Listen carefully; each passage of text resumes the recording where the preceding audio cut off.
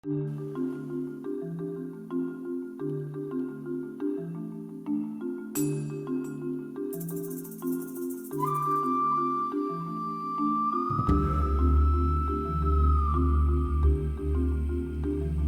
Damiano here, Bruce Lee collector, for another exciting episode of Show and Tell, where I'm going to share with you today one of my original Bruce Lee items. I have an original membership card that Bruce Lee used to give out in his 3 schools that he had. First starting out in Oakland, actually Seattle was the first one.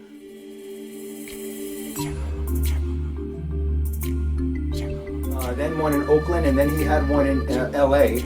And I'm fortunate enough to have one of the membership cards that he gave out when he opened his first school in Seattle, which I'd like to share with you guys today. So let me pull this out of my collection. So as you can see, this is a membership card. Here's a close-up of Bruce Lee's membership card from his school in Seattle.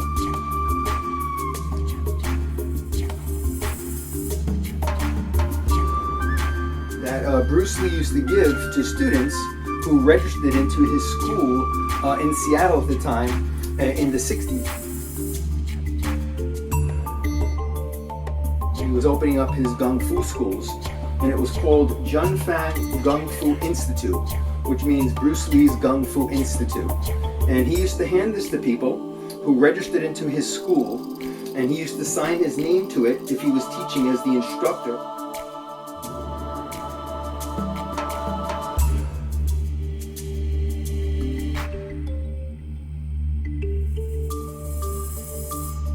He had certain instructors teaching there at the time, and he would write your name on it, and he would issue this to you, whether you joined for a month or 3 months or 6 months or a year. These are the membership cards that he gave out in his school. So I'm really excited to have this in my possession. Let me know if you have any original business cards, membership cards. There's a lot floating around out there. I'd like you to share that with us and other collectors around the world. I'd love to hear about the ones you have. I have a friend, Hector Martinez, who you've probably seen on a previous episode. On his membership card, he actually had Bruce Lee's handwriting on here, and he wrote the address of the school as he was handing it to the person at the time that he was registering into the class, which is really exciting. This one here, Charlie, this is an original Bruce Lee business card. Wow, that's beautiful. It's from back in '67, I believe. And what's interesting about this card is that Bruce Lee, if he met you and he thought you were a potential student, he'll write down the address of his school on the card. So that's his real handwriting. This is his real handwriting. Wow, that's fantastic. Fortunately, mine doesn't have any writing on it, but it is an exciting piece to have. It's an original membership card that Bruce Lee gave out at the time.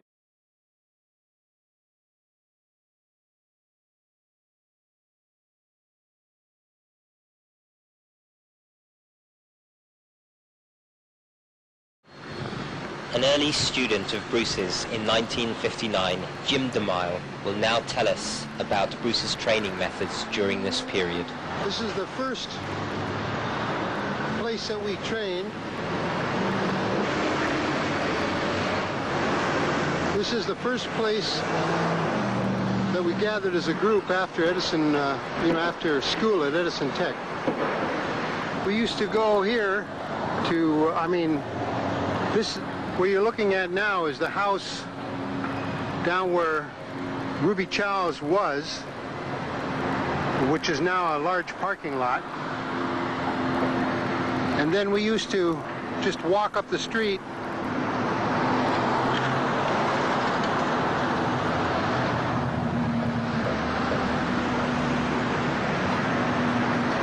and here was the Blue Cross underground parking garage where we trained.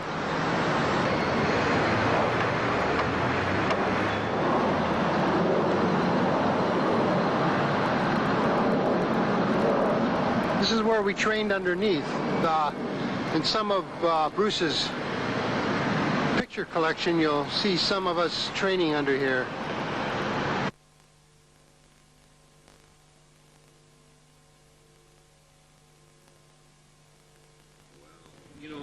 Okay, well, I came out of a street fighting background. I boxed in the service, but after I got out of the service, I needed to do some makeup credits to get into the university.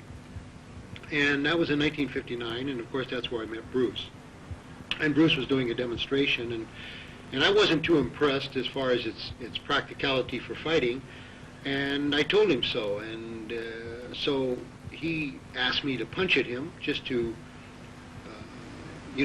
show me what he was trying to show on the stage. And unfortunately for me, when I tried to punch him, I was totally unsuccessful. He was able to trap me and counter me and hit me, and there was nothing I can do. So this was my first introduction to Bruce Lee. This taught me humility, which I had never known before. And from that point on, I began to train with Bruce. And this was in a period which we refer to his fighting period. I look at Bruce from my own standpoint as passing through three basic periods. His original period, which was his fighting period, this was his Bruce Lee days as a punk kid. This is where he really didn't know who Bruce Lee was. He was still searching for his own identity to a great degree. He still had this dream, which was off in the distance, about becoming a great master in martial arts. And he was convinced that the only way that you could become great in the martial arts was, of course, stay in Hong Kong, because all the masters were in Hong Kong and in China. And so by having to leave Hong Kong and go to America, he felt very discouraged that he could never achieve the goal that he was really aiming for. But still, since he was still motivated to become the best, he took what knowledge he had accumulated from Yip Man and began to innovate, began to change, began to add things from his experiences of working out with us. Now, we were all street fighters. Jesse Glover, Ed Hart, Pat Hooks, Leroy Garcia. We all had backgrounds as street fighters, and we were all very physical, very tough.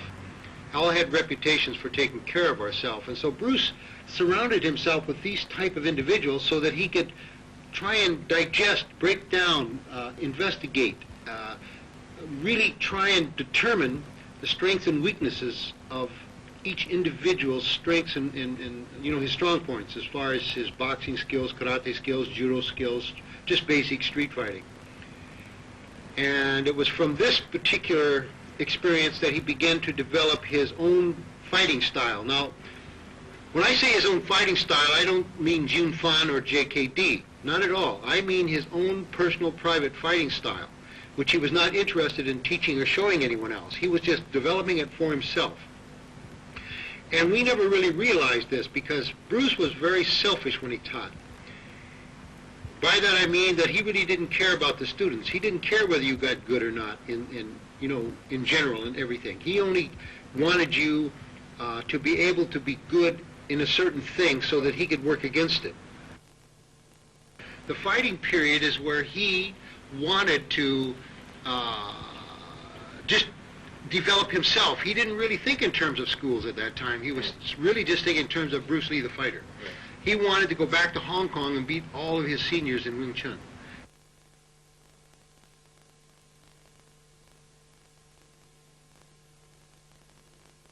Bruce, when he first went to the United States, really was very successful because of one concept that they have in Wing Chun, which was totally new to the Western fighter, and that's the art of trapping. The Western fighter, whether he's a grappler who rushes in or a boxer who dances about and jabs, all of us, and even a street fighter, his hands are extended. All of us were vulnerable to trapping, which means that if someone attacked the hands, he could tie up our hands and really limit our ability to be aggressive, and yet if he knew how to continue the trap, we were very vulnerable to be attacked and not counter. And that's where Bruce was exceptionally good when we met him.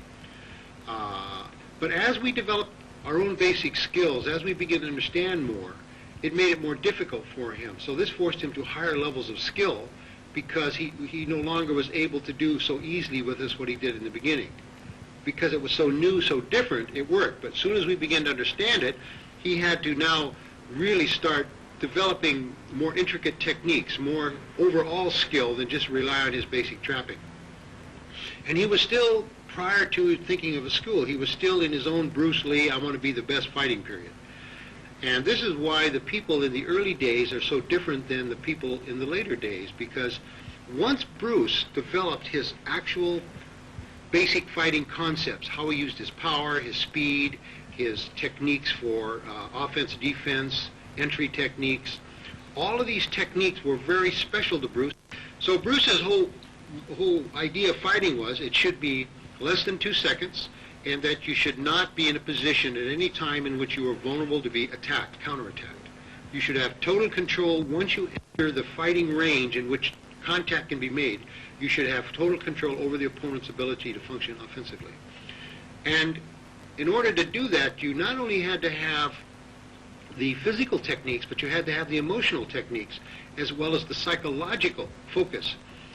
And you don't see that in their later training. For instance, the psychological was the actual ability to really center on everything relative to what is about to take place. The feeling of the individual, the intensity of the individual, the overall physical stature and position of the individual, so that you can really analyze in milliseconds what you needed to do.